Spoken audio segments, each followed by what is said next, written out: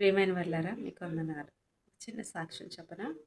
ఒక ఇంట్లో నలుగురు ఆడపిల్లలు ఉన్నారన్నానుగా. వారింట్లో మొదటిగా ఒక అక్కకి పెళ్ళైతే, ఆళ్ళింట్లో ఒక అన్న, ఒక తండ్రి ఎవ్వరూ లేనప్పుడు, నిజంగా ఆ వ్యక్తి వచ్చిన భర్త ఒక అన్నలా, తండ్రిలా, స్నేహితుడిలా చాలా బాగా కలిసుండేవారు.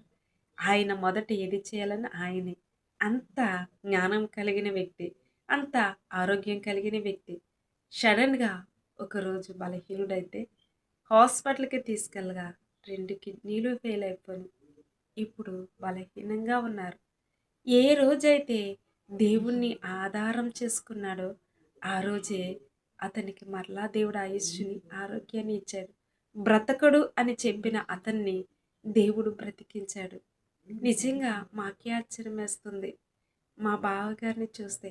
ఒకప్పుడు నేనేమైనా చెప్తే చిన్న పాస్టమ్ గారొచ్చారు, చెప్పారు అనేవారు. అన్యులు కదా! తెలీదు దేవుని ప్రేమ. అప్పుడు ఇప్పుడు ఆయనే రక్షణ తీసుకున్నాడు. ఆయన ఆరోగ్యం కొరకు ప్రార్థించండి.